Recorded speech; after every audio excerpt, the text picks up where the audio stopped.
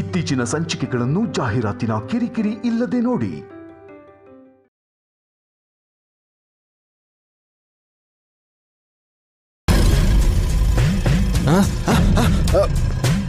ನಮಸ್ಕಾರ sir.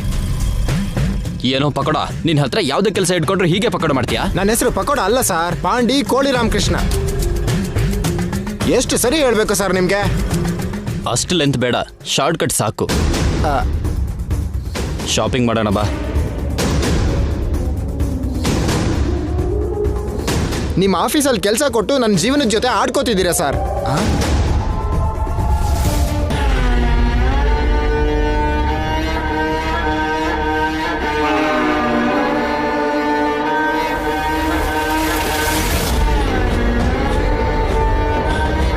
Hi ಅವನಿವ್ರೆ, ಇವತ್ತೇನು ಆಫೀಸಿಗೆ ಬರಲಿಲ್ಲ?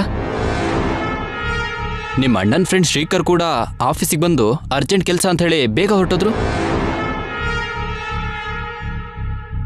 ಉತ್ತರ ಹೇಳ್ದೇನೆ ಹಾಗೆ ಹೋಗ್ತಾ ಇದ್ದೀರಲ್ಲ, ಯಾಕೆ? ಪರ್ಸನಲ್ ಕೆಲಸ ಇತ್ತು, ಅದಕ್ಕೆ ಬರಲಿಲ್ಲ. ನೀವು ಆಫೀಸಲ್ಲಿ ಇಲ್ದೇನೆ ಅದಕ್ಕೆ ಕಳೆನೇ ಇಲ್ಲ. ನೀವು ನಾಳೆ ಹೇಗಾದರೂ ಸಬ್ಮಿಟ್ ಮಾಡಿ, ಓಕೆ? ಶಾಪಿಂಗ್ ಬಂದಿದ್ರಾ? ಸಿನಿಮಾ ಹಾಲಲ್ಲಿ ಸಿನಿಮಾಗೆ ಬಂದಿದ್ರಾ, ಹಾಸ್ಪಿಟ್ಲಿಗೆ ಬಂದಿದ್ರಾ ಅಂತ ಕೇಳೋದು ಜನರಿಗೆ ತುಂಬಾ ಅಭ್ಯಾಸ ಆಗೋಗಿದೆ. ಯಾವಾಗ ಬದಲಾಗ್ತಾರೋ ಏನೋ. ಪಕೋಡೋ. ಮುಚ್ಕೋತೀನಿ ಸರ್, ಮುಚ್ಕೋತೀನಿ. ನೀವು ಹೇಗೆ ಬಂದ್ರಿ? ಹೇಗೆ ಬಂದೋ ಹಾಗೆ ಹೋಗ್ತೀನಿ. ನಾನು ಡ್ರಾಪ್ ಮಾಡ್ಲಾ? No thanks.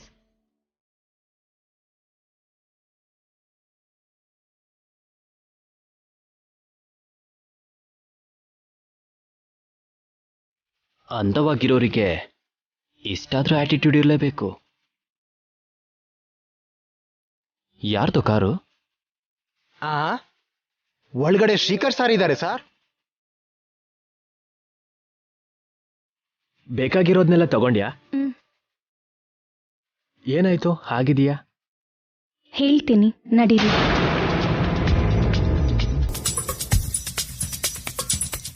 ತುಂಬಾ ಕ್ಲೋಸ್ ಆಗಿದ್ದಾರೆ, ಏನು ಅಂತಾನೆ ಅರ್ಥ ಆಗ್ತಾ ಇಲ್ಲ. ಲವರ್ಸ್ ಆಗಿರ್ತಾರೆ ಸರ್.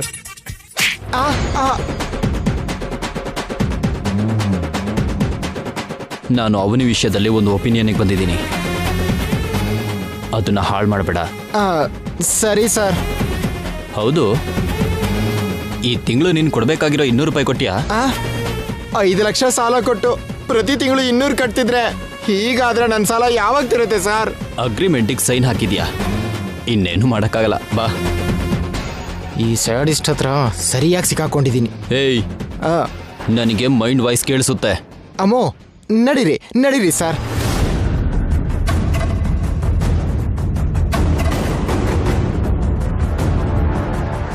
ಅವನ ಓವರ್ ಆಕ್ಷನ್ ಸ್ವಲ್ಪ ಕಷ್ಟ ಆಗ್ತಿದೆ. ಅವನ ಹತ್ರ ಸ್ವಲ್ಪ ಸ್ಯಾಡಿಸಮ್ ಇದೆ. ಏನ್ ಮಾಡಬೇಕು ನಾನು ನೋಡ್ಕೋತೀನಿ, ಯು ಡೋಂಟ್ ವರಿ.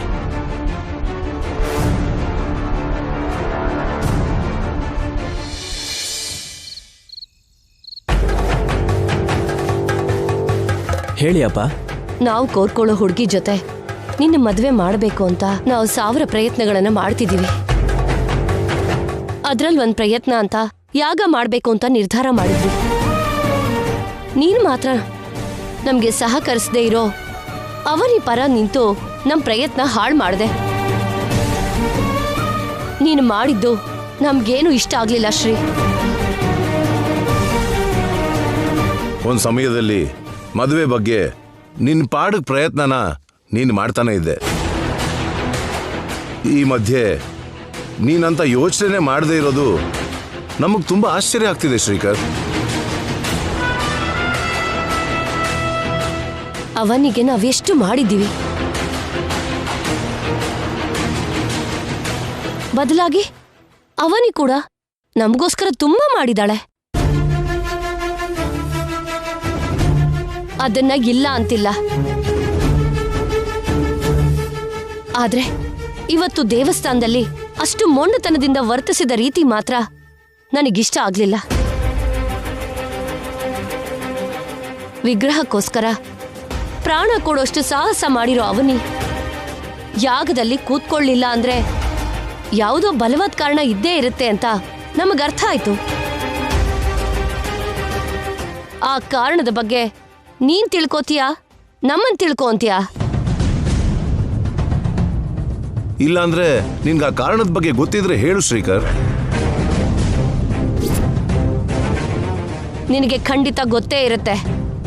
ನಮ್ಮ ಹತ್ರ ರಹಸ್ಯಗಳು ಬೇಡ ಶ್ರೀ, ನಿಜ ಹೇಳು.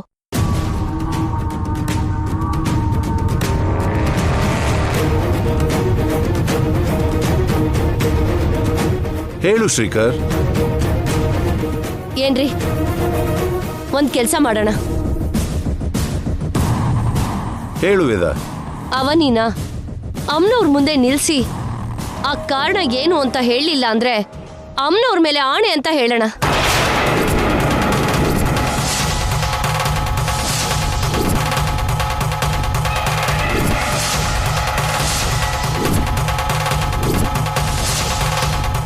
ಆವಾಗ ಖಂಡಿತ ಹೇಳ್ತಾಳೆ. ಹೌದು, ಅದೇ ಕರೆಕ್ಟ್ ವೇದ. ತಕ್ಷಣ ಕೆಲಸ ಮಾಡೋಣ, ನಡಿ. ನಿಂತ್ಕೊಳ್ಳಿ ಅಮ್ಮ.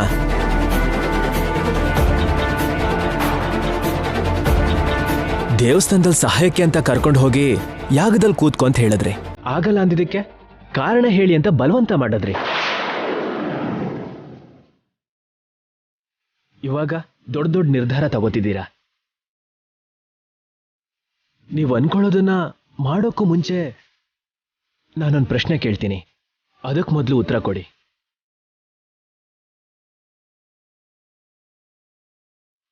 ಯಾಗದಲ್ಲಿ ಯಾರನ್ನೋ ಕೂತ್ಕೊಳ್ಳಿ ಅಂತ ಕರೆದ್ರೆ ಅವ್ರು ಜಗಳ ಮಾಡ್ಕೊಂಡು ಹೊರಟೋದ್ರಂತೆ ಅಲ್ವಾ? ಯಾರವರು?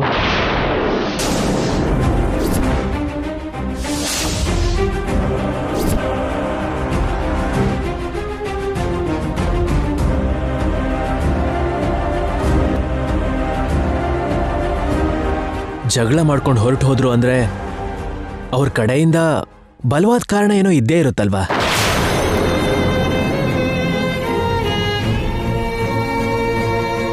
ಆ ಕಾರಣ ಏನು ಅಂತ ಮೊದಲು ನೀವ್ ಹೇಳಿ, ಆಮೇಲೆ ಅವನಿನ್ ಕೇಳಿ.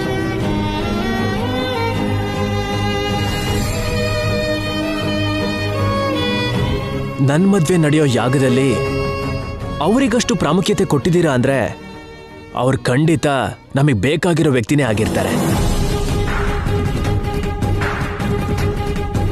ಅವರು ನಿರಾಕರಿಸೋದಕ್ಕೆ ಬಲವಾದ ಕಾರಣ ಇರಲೇಬೇಕು.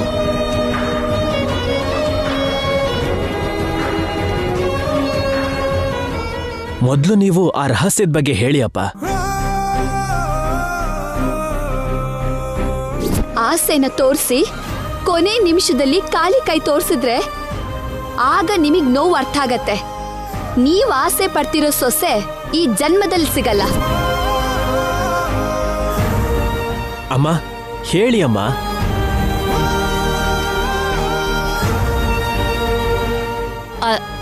ಅದಕ್ಕೂ ಇದಕ್ಕೂ ಏನು ಸಂಬಂಧ ಇರುತ್ತಮ್ಮ.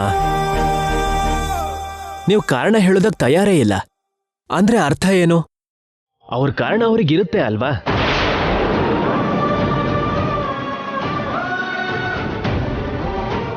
ಅದಕ್ಕೆ ಈ ವಿಷಯದಲ್ಲಿ ಅವನಿಗೆ ನೀವು ದಯವಿಟ್ಟು ತೊಂದರೆ ಕೊಡಬೇಡಿ. ನಮಗೋಸ್ಕರ ಏನ್ ಬೇಕಾದ್ರೂ ಮಾಡ್ತಾರೆ ಅನ್ನೋರ್ ಕೈಯಲ್ಲಿ ಅವ್ರಿಗಿಷ್ಟ ಇಲ್ದಿರೋ ಕೆಲ್ಸನ ಮಾಡಿಸೋದು ಸರಿ ಅಲ್ಲ ಅನ್ಸತ್ತಮ್ಮ.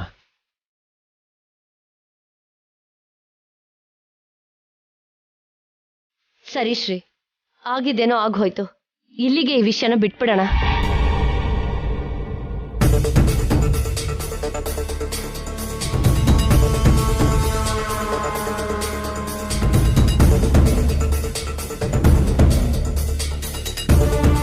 ನಾನು ಮಾಡಿರೋ ಕೆಲಸದಿಂದ ನೀವು ತುಂಬ ಬೇಜಾರಾಗಿದ್ದೀರಾ ಅಂತ ನಂಗೆ ಗೊತ್ತು.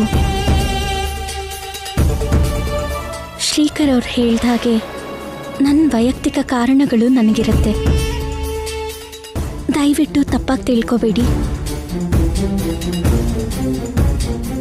ನಿಮ್ಮನೆ ಮರ್ಯಾದೆ, ಕುಟುಂಬ ಗೌರವ ನನ್ನಿಂದ ಉಳಿಯತ್ತೆ ಅನ್ಕೊಳ್ಳೋ ಪರಿಸ್ಥಿತಿ ಇನ್ಮೇಲೆ ಯಾವತ್ತಾದರೂ ಬಂದರೆ ಮಾತ್ರ ನೀವು ಹೇಳ್ದಾಗೆ ಖಂಡಿತ ಕೇಳ್ತೀನಿ.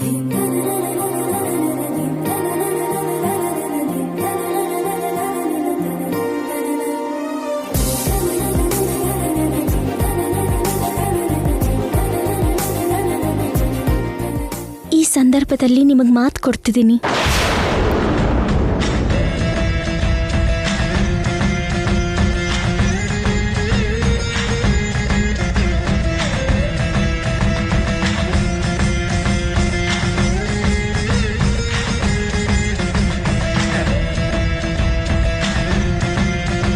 ನೀವು ನನ್ನ ಮೇಲೆ ತೋರಿಸ್ತಾ ಇರೋ ಅಭಿಮಾನಕ್ಕೆ ನಾನು ಈ ಕ್ಷಣದಿಂದ ನಿಮ್ಮ ಆಜ್ಞೆನ ಶಿರಸ ಪಾಲಿಸ್ತೀನಿ.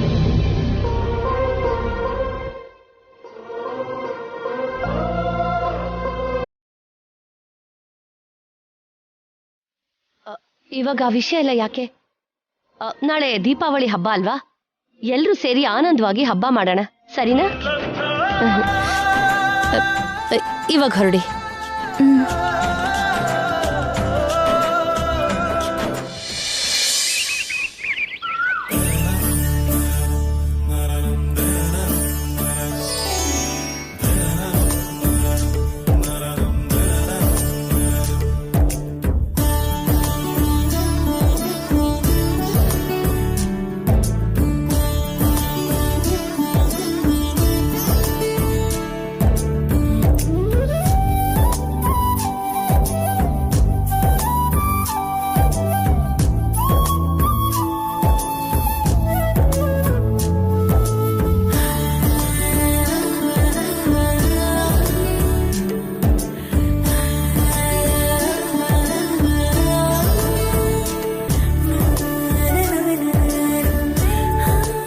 ಇನ್ಯಾಕ್ ತಡ, ದೇವ್ರ ಮನೆಗೆ ಹೋಗೋಣ ನಡೀರಿ.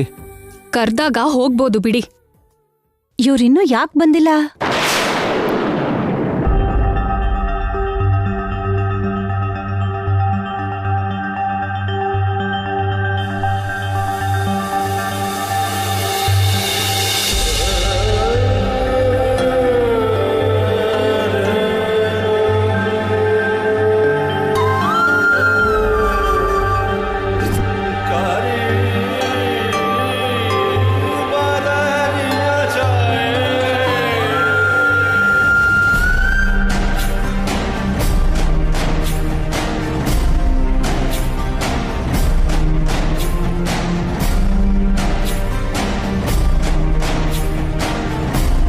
ಕೂತ್ಕೋ.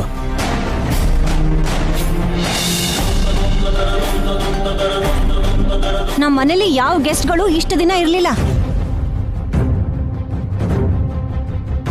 ಹಬ್ಬದ ದಿನ ಗಲಾಟೆ ಯಾಕೆ? ಬೇರೆ ಏನಾದ್ರೂ ಮಾತಾಡ್ಕೊಳ್ಳೋಣ.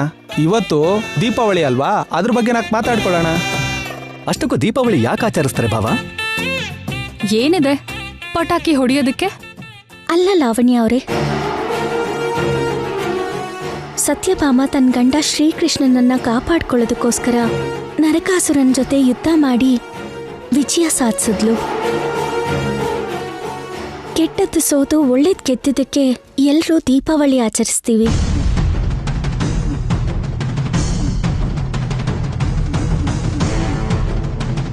ಅದ್ಗೆ ಏನ್ ಲಾವಣ್ಯ, ನಾವ್ ಕೂಡ ಬೇಗನೆ ಕೆಟ್ಟದ್ರ ಮೇಲೆ ವಿಜಯ ಸಾಧಿಸ್ಬೇಕು. ಹೌದು. ಒಳ್ಳೇದು ಕೆಟ್ಟದನ್ನ ದೇವ್ರ ನಿರ್ಧಾರ ಮಾಡ್ತಾನೆ. ಅದಕ್ಕೆ ಹಾಗಾದ್ರೆ ಇವತ್ತು ಯಾರಿಗೆ ಒಳ್ಳೇದಿದ್ಯೋ ಯಾರಿಗೆ ಕೆಟ್ಟದಿದ್ಯೋ ರಾಶಿ ಫಲದಲ್ಲಿ ನೋಡೋಣ. ಕಾವ್ಯ, ಅಲ್ಲಿ ರಾಶಿ ಫಲಗಳ ಪುಸ್ತಕ ಇರುತ್ತೆ, ತಗೊಂಡ್ ಬಾಮ್ಮ.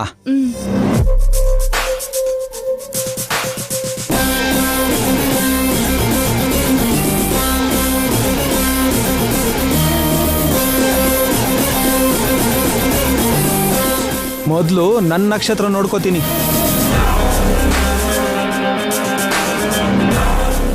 ಅವನಿ ನಕ್ಷತ್ರದ ಬಗ್ಗೆ ಇವರಿಗೆಲ್ಲರಿಗೂ ಗೊತ್ತಾದ್ರೆ ದೊಡ್ಡ ಅಪಾಯ. ಅಬ್ಬಬ್ಬಬ್ಬಬ್ಬಬ್ಬ, ರಾಶಿ ಅಂತೂ ರಾಶಿಗಳ ಜೊತೆ ತುಂಬ ಹೋಗಿದೆ. ವಸಂತ, ನಿಂದು ಯಾವ ನಕ್ಷತ್ರ? ಉತ್ತರ. ಉತ್ತರ. ಅಷ್ಟೇನು ಬ್ಯಾಡೇನಿಲ್ಲ, ಪರವಾಗಿಲ್ಲ. ಸಿಸ್ಟರ್, ನಿನ್ನ ನಕ್ಷತ್ರ? ಆರಿದ್ರ. ಆರಿದ್ರ.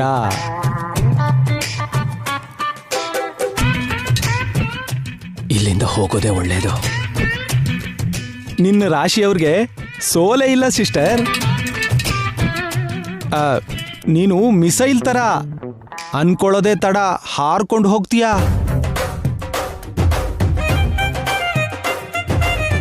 ಅವನಿ, ನಾವು ಪೂಜೆ ಹತ್ರ ಹೋಗೋಣ ನಡಿ. ಅತ್ತೆ ಇನ್ನು ಕರ್ದಿಲ್ಲ ಅಲ್ವಾ? ನಿಮ್ ರಾಶಿ ಫಲ ಹೇಗಿದೆಯೋ ನೋಡೋಣ ಬಾ ಮೈದ.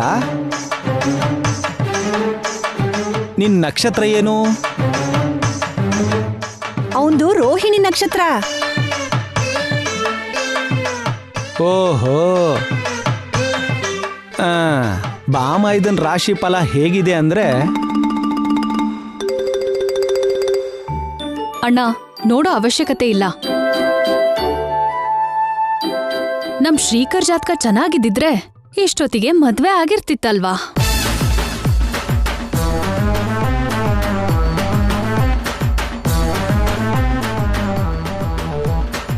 ಅದು ನಿಜಾನೇ ಅಲ್ವಾ? ಅಪ್ಪ, ಮಾವನ್ ಜೊತೆ ಈ ವರ್ಷ ಆದ್ರೂ ನನ್ ಮದ್ವೆ ಆಗೋತೇನೋ ನೋಡು.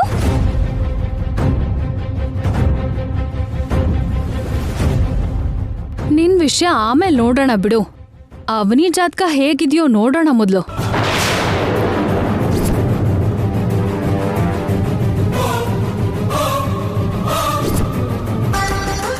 ಅವನಿ, ನಿನ್ ಜಾತಕದ ವಿವರ ಹೇಳು.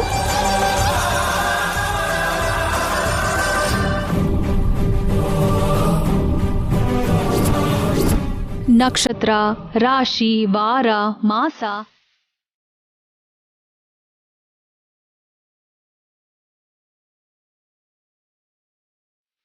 ಹೇಳು ಅವನಿ. ನೀವ್ ಯಾರ ಜಾತಕನೂ ತಿಳ್ಕೊಳ್ಳೋ ಅವಶ್ಯಕತೆ ಇಲ್ಲ.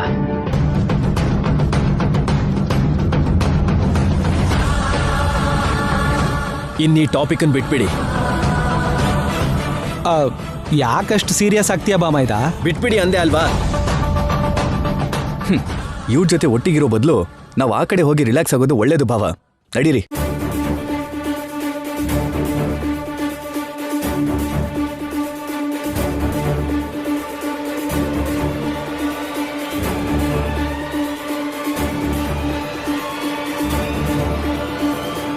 ಯಾಕಷ್ಟು ಸೀರಿಯಸ್ ಆದ್ರಿ? ಕೇಳಿ ಜಾತಕದ ಬಗ್ಗೆ ತಾನೇ. ಅವ್ರಿಗಿಷ್ಟ ಬಂದಾಗ ಮಾತಾಡ್ತಾರೆ, ಅದೆಲ್ಲ ಸರಿನಾ? ಸರಿ, ಹೇಗಿದ್ರು ನಿಮ್ ನಕ್ಷತ್ರ ಹೇಳಿದ್ರಿ. ನಿಮ್ ರಾಶಿ ಫಲ ಹೇಗಿದೆ ನೋಡ್ತೀನಿ. ಅಯ್ಯೋ ದೇವ್ರೆ, ಅವನಿ ಜಾತಕದ ವಿಷಯ ಹೊರಗಡೆ ಬರ್ದಿರೋ ಹಾಗೆ ಮಾಡಿದೆ.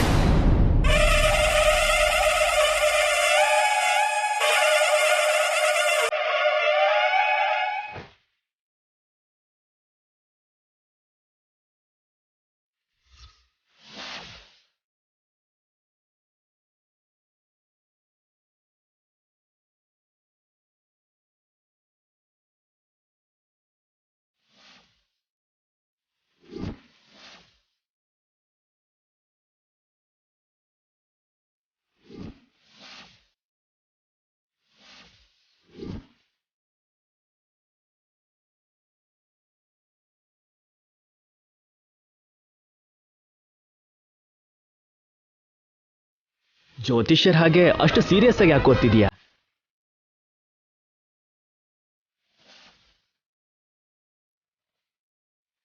ಏನಾಯ್ತು? ಇಲ್ಲಿ ಬನ್ನಿ.